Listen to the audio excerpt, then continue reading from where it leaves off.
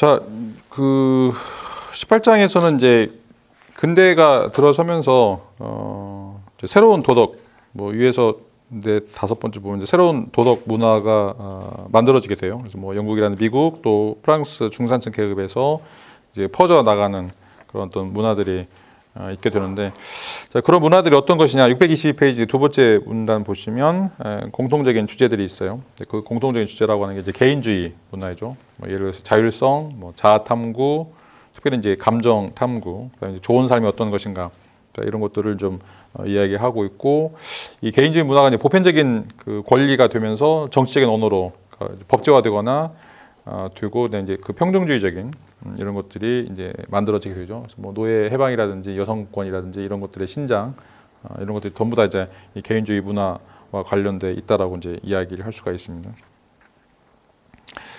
어떻게 보면 이제 그 신정주의 시대, 그러니까 중세까지 하나님 믿고 그 하나님이 위계 질서에 따라서 뭐 천사, 그다음에 인간, 또 인간도 이제 남자가 위에 있고 여자가 아래에 있고, 그다음에 뭐 아이나 노예들이 이제 밑에 있고, 뭐 이런 방식으로 해서 이제 동양에서 이야기하는 화이부동, 서로 이제 조화를 이루지만 똑같지 않다라고 하는 이제 그런 이데올로기가 있었는데, 이게 이제 무너지죠. 신이 무너지니까 그런 어떤 위계 질서에 대한 문화도 이제 무너지게 되고, 그래서 근대에서는 이제 개인주의 문화가 이제 드러나게 된다.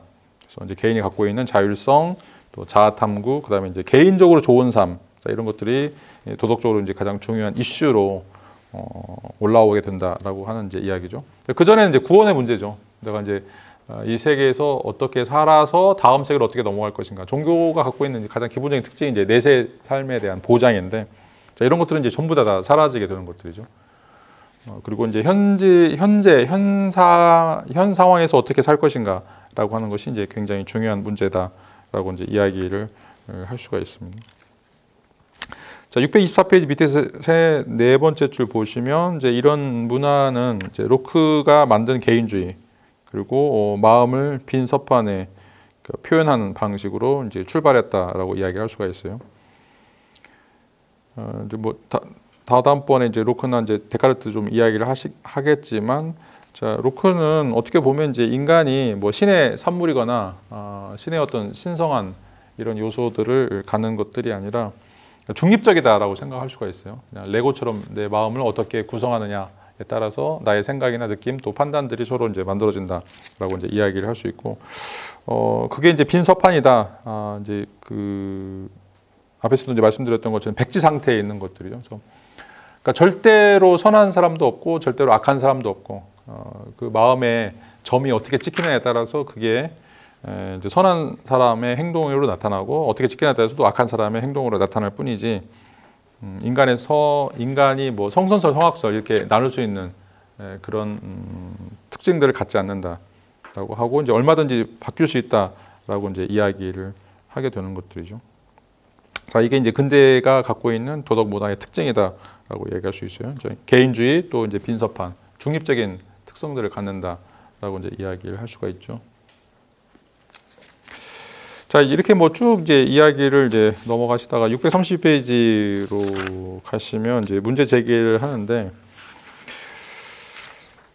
자, 632페이지 그 밑에서 둘, 넷, 여섯 번째 줄 보시면, 자, 근대의 가장 큰 특징 중에 하나가 하나님이 없다고 가정할 때, 그러니까 중세까지는 이제 고대나 중세까지 신이 없으면 자기 개인의 삶도 없거든요.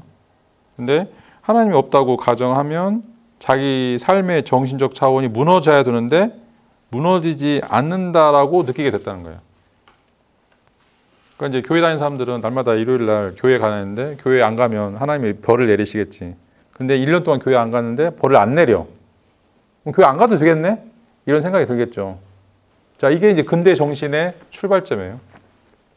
자, 모든 게 다 하나님의 뜻에 의해서 이 세계가 운행하고 사람도 다 뭐 생로병사 이렇게 살아간다고 생각했는데, 막상 신이 없어졌는데도 죽는 사람도 없고 뭐 저주를 받는 사람도 없고, 그러면 이제 이 종교적 믿음이라고 하는 게 다 좀 비합리적이고 사기고 신화였지 않느냐라고 하는 걸 이제 깨닫게 되는 거죠.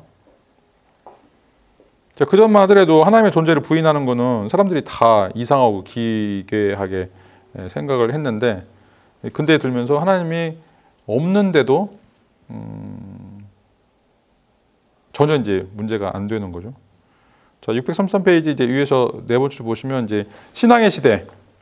자, 신에 따라서 살고 있던 시대를 우리가 신앙의 시대라고 이제 얘기해요. 그래서 모든 도덕적인 원천들이 하나님과 관련돼 있는 그 시대를 우리가 신앙의 시대라고 얘기하는데, 자, 이런 신앙의 시대가 무너졌는데 실제적으로는 아무런 일이 벌어지지 않는 거예요. 지진도 안 나죠. 뭔가 과거에 이제 두려워했던 그런 뭐 천재지변 이런 것들이 이제 전혀 벌어지지 않는 것들이죠.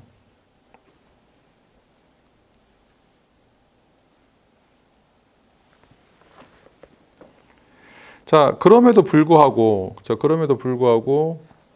여전히 이제 불안을 느끼게 되는데, 이제 불안을 느끼게 되는 이제 이유가 뭐냐? 그 두 번째 문단 이제 위에서 세 번째, 네 번째 보시면, 자, 어떤 사람들은 자신의 삶에 도덕적 차원이 존재한다는 사실, 다시 말하면 자신들의 마음이 단지 사실적 욕망이 아니라 좀 더 고상한 것을 얻으려는 정신적 갈망에 움직여진다는 사실을 깨닫게 되면서 신성이 존재한다라고 하는 것을 불가항력적으로 보여준다. 자, 여기 이제 밑줄을 치세요. 자, 삶이라고 하는 게 도덕적 차원이 있다라고 하는 것을 부정할 수 없다는 거죠. 왜냐하면 인간에게는 사실적 욕망. 자, 사실 욕망은 이제 본능적인 욕망이죠. 먹고 싸고 뭐 자고 뭐 성욕이라든지 이런 욕망들이 있는데, 이런 욕망들만 인간이 있는 것이 아니라 자, 고상한 것에 대한 소망을 갖는다는 거예요, 인간은. 그러니까 이쁘고 소중하고. 그래서 이제 플라톤도 처음에 이제 국가가 성립되는 그런 과정 속에서는 이제 본능에 따라서 물물 교환하는 사람들이 이루는 국가를 먼저 이야기해요.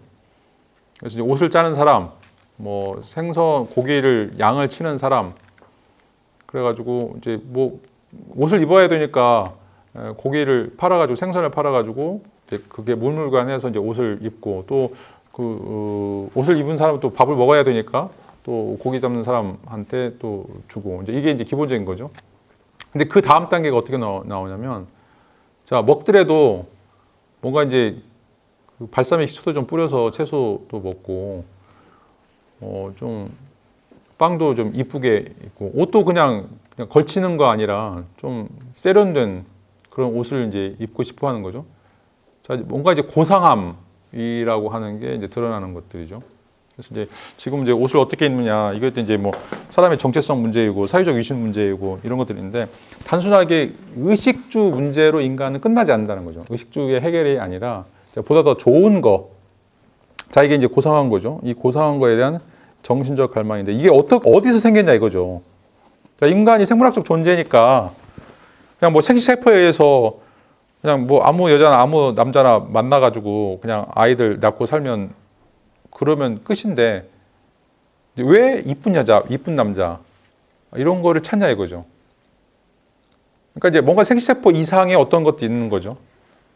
이걸 이제 우리가 정신적 갈망이다라고 이야기하는데, 자, 이런 정신적 갈망이 어디서 왔을까라고 하는 이런 어떤 근본적인 물음들이 이제 생기게 되고, 이런 근본적인 물음들에 대해서 해답을 제시하는 게 바로 633페이지 첫 번째 줄을 보시면 구성적 선이에요. 구성적 선. 자, 도덕의 원천들로서 구성적 선이라고 이야기하는 거. 그러니까 뭔가 좋다라고 하는 거의 근거, 토대가 되는 게 구성적 선이다라고 이야기할 수 있는. 그 중에 하나 바로 신이에요. 신 또는 이제 자연, 뭐 이렇게 기타 등등 있을 수 있는데, 구성적 선이 신앙의 시대에서 딱 하나였죠. 신만 구성적 선으로 됐었고, 이제 근대로 돌면서 구성적 선이 되게 또 많아져요. 그러니까 뭐가 고상한 것인가, 뭐가 좋은 것인가라고 하는 것에 대해서 이 정신적 갈망에 대한 기초들이 있다는 거죠. 자, 이제 신앙의 시대에서는 이제 그 두 번째 문단 아랫부분 보시면, 자, 눈이 태양의 존재를 인정하는 것만큼 자연스럽게 우리는 더 고상한 부분인 이성은 하나님의 존재를 인정하게 된다. 아까도 얘기했지만 우리가 뭔가를 본다고 그럴 때 빛이 필요해요. 빛이 없으면 우리가 다른 걸 볼 수 없는 거죠. 그 빛이라고 하는 게 바로 이제 우리의 이성이고, 그 이성이라고 하는 거는 어떻게 보면 신이 있다라고 하는 것을 우리에게 가르쳐주는 이걸 이제 뒤에 가서 이제 아구스티누스 이야기가 똑같은데 인간은 불완전해요. 그러니까 항상 완전한 것에 대한 추구가 있어요. 그러니까 인간은 항상 슈퍼맨이 되고 싶은 거예요. 뭔가 슈퍼맨처럼 그런 것들이 있다고 생각하는데 그 슈퍼맨이 바로 이제 신이죠. 그리고 이제 비트겐슈타인 이야기는 말할 수 없는 것 중에 하나가 바로 이제 또 중력인데 중력이 있다라고 하는 것 전부 다 알면서 중력은 보이지 않아요. 바람도 보이지 않는 거죠. 바람을 우리가 아는 거는 나뭇가지가 흔들리는 걸 보면서 이제 아는 것들이죠. 그래서 우리는 이제 이 중력처럼 뭔가 물체가 땅으로 떨어지려고 하는 것처럼 우리의 정신과 지성이라고 하는 게 그 고상하고 초월적이고 뭔가 이상적인 것을 항상 갈망하는 형태로 나아간다라고 하는 거죠. 더 좋은 거. 자, 이걸 이제 신을 향해 나아가는 경향이다라고 이제 우리가 표현할 수가 있겠죠.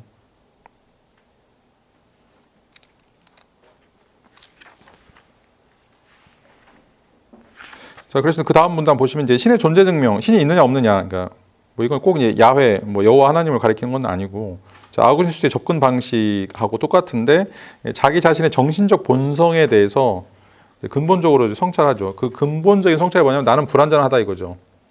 나는 항상 죄를 짓고 나는 항상 불법의 유혹에 넘어가고, 자, 그런 거는 자, 불완전하다라고 하는 건 어떤 완전성을 지향한다는 거죠. 저 어떤 교실에 들어가는데 책상에 의자가 삐뚤삐뚤 돼 있어요. 그러면 아, 이거를 바꿔야 되겠네, 줄을 좀 지어야 되겠네라고 하는 생각이 있는 것은 이 불안정성에서 완전성을 기대하는 거라고 생각하는 거죠. 그러니까 뭔가 지금 삐뚤삐뚤하는 건 불안정한 거고 이걸 이제 일직선으로 맞춰야 된다는 이제 완전성이라고 얘기하는데 이게 이제 내재되어 있다는 거예요. 비트겐슈타인에 따르면 아니 이제 아우구스틴에 따르면 내재되어 있는 요소라고 생각하는 거죠. 이제 그런 갈망을 이제 심어주는 이걸 고쳐라라고 하는 어떤 이제 고상한 존재가 있다라고 이제 생각을 하게 된다는 거죠. 자, 이걸 이제 그 다음 문단 보시면 이제 질서라고 부르고 있어요. 질서. 그러니까 하나님을 부인할 수 없는 이유 중에 하나는 이 세상에 질서가 있기 때문에 그렇다. 그래서 이제 이 질서라고 하는 거는 이제 뭐 그 다음 줄 보시면 인간 사회에도 존재하고 또 자연에도 존재하는 사물의 질서가 있는 거죠. 그러니까 어떤 사회가 됐든지 간에 항상 그 규율이든지 법칙이든지 이런 형태의 이제 내재적인 법칙들이 있는데, 자, 이걸 이제 홉스 같은 경우는 사회 계약설로 인정을 해요. 그러니까 사회 계약이라는 것은 자, 인간들을 가만 놔두면 인간은 악하게 태어났기 때문에 서로 이제 잡아먹고 죽이고 이렇게 된다는 거죠. 그래서 여러분 이제 많이 들어보시면 만이에 의한 만이의 투쟁이 일어날 수밖에 없어요. 그러니까 이제 인간이 이제 인간이 이제 살아남으려면 이 만이에 의한 만이의 투쟁을 이제 금지를 하거나 그거를 중지를 해야 되겠죠. 그래서 국가라고 하는 또 왕이라고 하는 대리자를 만들고 이 사람이 이제 전쟁을 할 수 없도록 서로 전쟁할 수 없도록 사유 재산을 지켜주도록 우리가 세우고 이제 그 사람에게 나의 모든 권리를 이제는 양도한다. 양도함으로써 그 사람이 나의 안전을 지켜주긴다라고 하는 계약을 맺는 거죠. 그것이 바로 이제 국가의 성립이다라고 이제 이야기를 할 수가 있어요. 이제 어떤 형태든 간에 사회 질서가 만들어지고 사회 질서가 유지가 돼야만이 인간이 개인이 행복하게 살 수 있고 안전하게 살 수 있다라고 하는 생각들이 나타난다는 거죠. 자, 이제 이게 내재적인 인간의 본능으로 작용한다라고 하는 거죠. 누가 가르쳐 주지도 않았는데. 그러니까 이제 원숭이들도 마찬가지죠. 원숭이들도 친족 관계에 있는 원숭이들은 위계 서열이 쭉 나눠져 있어요. 물론 이제 뭐 힘에 의해서 그것들이 이제 지배를 받고 있긴 하지만 그 힘의 지배라고 하는 또 다 싸우는 건 아니란 말이에요.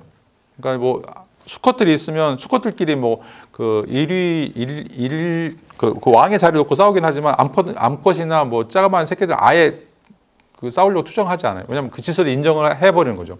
자, 이게 이제 인간에게는 내재되어 있는 어떤 요소다라고 이야기를 할 수가 있어요. 그래서 인간 사회든지 사물이든지 이런 어떤 질서들을 가지고 있기 때문에 자, 그런 질서를 그럼 누가 심었냐라고 묻는 거예요. 그 질서는 뭔가 이제 필요하겠죠.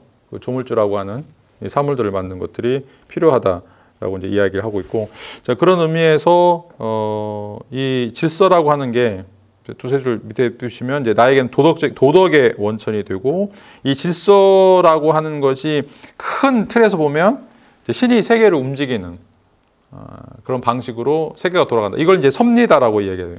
섭리다. 섭리를 이제 프로비던스라고 이제 이야기하는데 이것도 이제 말장난인데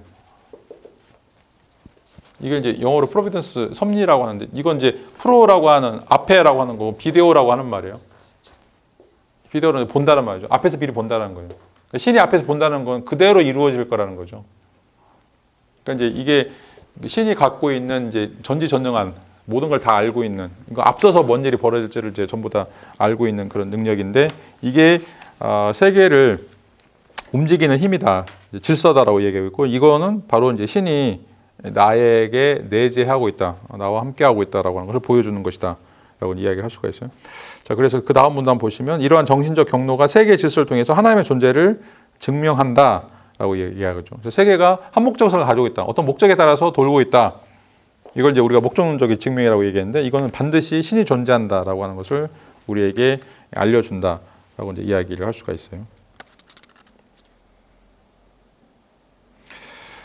자, 신에 대한 존재 증명은 이제 두 가지로 우리가 나눠서 생각을 해볼 수가 있는데 635페이지 그 첫 번째 문단 밑에서 하나, 둘, 셋, 네 번째 보시면 두 가지, 하나는 이제 내면적 경로와 두 번째는 이제 외면적 경로가 있어요. 자, 내면적 경로는 우리 마음 속에 자, 내적 투쟁이 일어난다는 거죠. 내적 투쟁, 우리 마음 속에 선과 악, 천사와 악마가 지킬 박사와 헤이드가 내가 어떤 행동들을 해야 되는지에 대해서 뭔가 논의를 한다라고 이야기할 수가 있어요. 프로이드 같은 경우는 이제 뭐 이드라고 하는 거하고 초자가 서로 경쟁한다. 자, 이게 어떻게 나왔냐 이거죠. 자, 이것도 신이 우리에게 이런 어떤 서로 갈등하는 천사와 악마 또는 이제 선과 악 이런 것들을 심어줬다라고 이제 이야기를 하는 것이고, 그다음에 이제 외면적인 경로는 이제 이 섬적 질서, 우주, 사회 이게 이제 인간 외부에 있는 거죠. 그래서 이제 외면적 경로라는데 여기도 보면 모든 게 다 질서에 따라서 움직인다는 거예요. 사회도 질서에 따라 움직이고 자연도 질서에 따라 움직이기 때문에 그럼 질서를 누가 심었냐? 또 이런 문제가 발생할 수 있죠. 이것도 이제 신이 만들어 준 것이다라고 이제 이야기를 할 수가 있어요. 자, 그런데 세 번째 이제 신 존재와 관련해서 세 번째 이론이 나오는데 그럼 마지막 제출을 보면 자, 품위 있는 신앙심이라고 하는 거예요. 품위 있는 신앙심. 이게 세 번째 길이에요. 자, 이건 이제 1번과 2번과 이제 다른 건데 이건 이제 근대에 나온 거예요. 내면성도 아니고 외면성도 아닌, 근데 내면성으로부터 이제 나온 것 중에 하나인데 이 품위 있는 신앙심의 차이는 자, 그 다음 636페이지 첫 번째 보시면 이제 제도와 사회 제도와 연대하고 또 제도의 의식에 참여하는 것과 관련된다. 그래서 위에서 둘, 넷, 여섯 번째 보시면 경건함이라고 하는 게 신을 섬기는 걸 경건함이라고 얘기하는데 이거는 신앙 행위와 같은 뜻이다 라고 이야기를 하고 있고 그 다다음 줄 보시면 경건함은 내적 몰두가 아니라 공적 행위가 된다. 의식의 수반이라고 이야기를 할 수가 있어요. 의식적인 절차의 수반이다라고 이야기하는 거죠. 그러니까 그 첫 번째 내면적 경로에서는 신을 찾는 것이 그 아우구스티누스가 이야기했던 것처럼 나의 내면, 나의 자아에 대한 성찰을 통해서 신을 만나는 과정. 어떻게 보면 뭐 침묵의 기도, 또 이제 어떤 그 내적 수행을 통해서 선이라든지 이런 걸 통해서 신을 만나는 과정인데 자, 3번 품위 있는 신앙은 달라. 이건 외적으로 나가는 거예요. 외적으로 나가서 교회의 공식적인 행사에 참여하거나 아니면 어떤 사회의 구제라든지 사회적인 정의로운 행동들을 통해서 신을 만나는, 그래서 이 경건함이라고 하는 것은 신앙 행위다라고 이야기하는 거예요. 그러니까 예수님도 복음서에서 그렇게 이야기하죠. 뭐가 이제 하나님을 영접하거나 하나님을 만나는 게 뭐냐면 가난한 사람도 돕고 부자와 고아들을 돕는 거라고 이야기하는 거예요. 하나님을 만나는 것이 부자와 고아들, 아니 그러니까 가난한 그 과부와 고아들을 그 가아들에게 걔네들에게 자비를 베푸는 거라고 이야기하는 거죠. 어떤 사회 개혁적인 이런 것들을 이야기하는데 자, 이게 근대가 갖고 있는 신앙심이다라고 이야기할 수가 있어요. 근대에서 이야기하는 신 존재 증명이라고 이야기하는 거죠. 그러니까 이제 완전히 좀 달라지는 측면들이 강하죠. 그래서 이제는 이제 교회나 이제 이런 어떤 공적인 행사를 통해서, 공적인 방식을 통해서 이제 신에 대한 존재 증명으로 나가게 된다라고 하는. 그러니까 1번이나 2번은 이제 날아간 거예요. 근데 이전에 내면적인 아우구스티누스가 얘기했던 내 내부에서 하나님을 만나는 이것도 근대 오면서 날아갔고, 두 번째 이제 신의 섭리적인 질서, 이것도 이제 날아갔죠. 뉴턴의 역학을 보니까 신의 섭리하는 게 아니라 이건 그냥 자연이 그대로 운동하는 운동 법칙에 따라서 이렇게 이루어진다라고 이야기를 하는 거죠. 자, 이런 이제 과정을 통해서 이제 신앙에 대한 그 내용도 좀 바뀌게 됐고, 그다음에 가장 크게 변한 것 중 하나는 이제 636페이지 위에 밑에서 5, 6번째를 보시면 자, 신이 있다라고 말하는 사람조차도 자, 누구도 하나님이 존재한다는 사실을 명백하다고 생각하지 않는 거예요.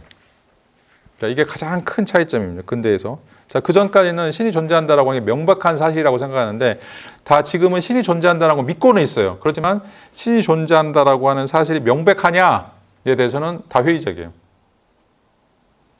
자, 이게 근대가 갖고 있는 특징이고 이제 637페이지 두 번째를 보시면 이제 이거를 이제 불확실성이라고 이야기하죠. 신의 존재 증명에 대한 불확실성이라고 이야기하고 자, 이것을 이제 가속화시킨 게 바로 이제 세속화예요. 세속화. 그리고 이제 두 번째 문단 보시면 이제 우리가 처한 머뭇거림, 또 뿌리 깊은 확실성의 상실. 자, 이게 이제 근대성의 출발이라고 이야기할 수 있는 거죠. 자, 근대성이 이제 이렇게 그 뿌리 깊은 확실성을 상실하는 방식으로 간 이유가 뭐냐? 자, 밑에서 둘, 넷, 여덟 번째를 보시면 자, 과거에는 신앙심에 대해서 흔들릴 수 없었던 이유는 마음속으로 그릴 수 있었던 원천들이 불신앙을 의심스러운 것으로 만들었기 때문인데 그런데 이제 근대에 들어오면서 일어났던 변화는 자, 다른 원천들이 열리면서 그리고 그 원천들이 여러 개 존재하면서 자, 이 머뭇거림 현상 또는 이제 뿌리 깊은 확실성이 만들어지게 됐다라고 이야기하고 있어요. 그러니까 우리가 도덕적 선택을 할 때 이걸 해야 될지 말아야 될지, to be or not to be, 자, 이런 그 갈등, 햄릿 증후군이 생기는 이유가 뭐냐면 옵션이 너무 많아진 거예요.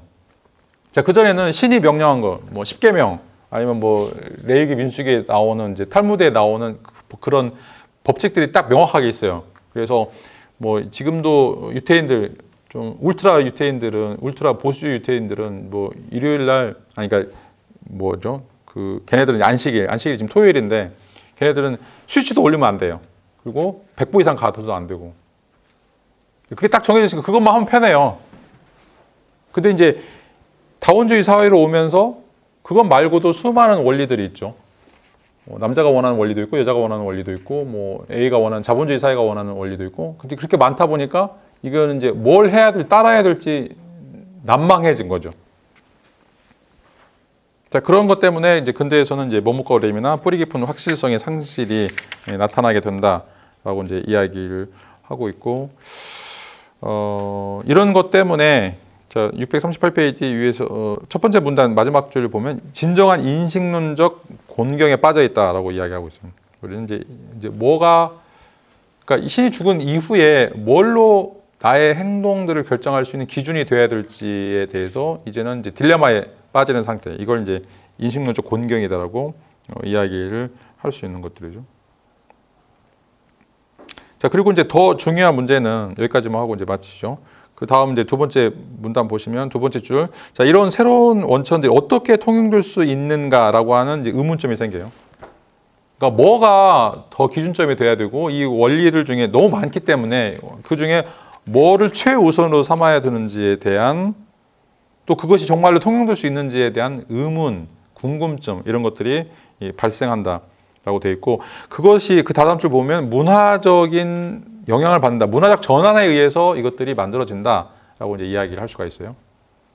자, 조선시대에는 유학이라고 하는 근본 이념이 있어서 거기에 맞춰 살았지만 이제는 이제 근대화되면서 문화적 전환이 이루어지죠. 일제 문화가 들어오고 러시아 문화 들어오고 미국 문화 들어오면서 이제 뭘 따라야 될지 이 문화적 전환에 따라서 뭐 친일파, 친러파, 뭐 친미파 다 나눠지면서 자, 뭐 쇄국을 해야 된다, 안 해야 된다 이게 막 갈등이 엄청나게 심화되는 것들이죠. 자, 그전에는 다 멸족시켜버리면 줘버렸으면 성리학이냐 아니냐에 따라서 그거를 결정하고 나머지는 다 죽여버리면 됐는데 자, 이 문화적인 전환이 오면서 이제는 이제 뭐가 더 중요한지 뭐가 더 핵심적인지 이거를 이제 저울질해야 되는 이런 어떤 딜레마 상황에 나타나게 된다라고 이제 이야기를 할 수가 있어요. 그리고 이제 그 다다음 줄 보시면 중요한 것은 많은 사람들이 다른 종류의 도덕적 원천들, 다시 말해서 반드시 하나님을 가정할 필요가 없는 원천들을 감지할 수 있다. 그러니까 우리가 이제 신을 대부분 사람들이 믿어왔다고 하더라도 신 말고도 해결을 될 수 있는 문제들이 너무 많이 생긴다는 거죠. 옛날에 아프면 목사님 와서 기도해줘야 되고 막 성수 풀어야 되는데 지금은 병원들이 널려져 있어요. 어디 병원 가야 되지? 전북대병원 가야 되는지 뭐 전주 의원 가야 되는지. 이건 이제 옛날엔 병원 하나밖에 없으니까 거기만 가면 됐는데 지금은 이제 너무 많으니까 내과 의사도 이제 어떤 사람이 잘하는지 못하는지 이것도 이제 파악해내는 이런 어떤 가능성들이 생기는 거죠. 자, 이거를 그 계몽주의가 가지고 있는 이제 여러 원천들 그 다다음 줄 보시면 통용 가능성이라고 이제 이야기를 할 수가 있어요. 근데 특징 중에 하나가 너무나 많은 이데올로기, 너무나 많은 사상들의 통용 가능성들. 열쇠들이 이제 너무 많은 거죠. 해리포터 보시면 이제 문을 열어야 되는데 열쇠가 한 100개 정도 있어요. 언제 찌르고 있어요, 이거. 일일이 다 확인해야 되는. 이런 딜레마 상황이 이제 근대가 겪고 있는 특징이다라고 이제 이야기를 할 수가 있어요. 자, 그러면 이제 이런 많은 대안들 중에 어떤 열쇠, 어떤 핵심적인 이데올로기, 특별히 이제 그런 이데올로기지만 그것이 또 딜레마가 뭐냐면 그러니까 중세에 있었던 신과 같은 위력을 갖고 있어야 돼요. 많은 사람들이 승인하고 또 그 효과도 굉장히 보편적이고 파급적인 그런 것을 어떻게 마련할 것인가라고 하는 것이 이제 근대인들의 고민이고 지금 이제 여기서 이제 자연 이론을 들어가기에 앞서서 테일러가 던지고 있는 그런 어떤 물음들입니다. 자, 이게 이제 뒤에 낭만파들, 표현주의자들이 어떤 식으로 이제 이 문제를 해결하려고 노력을 했는지 이걸 이제 다음 시간에 조금 더 설명을 드리도록 하겠습니다. 자, 오늘 수업 여기서 마치죠. 네, 수고 많으셨습니다. 네.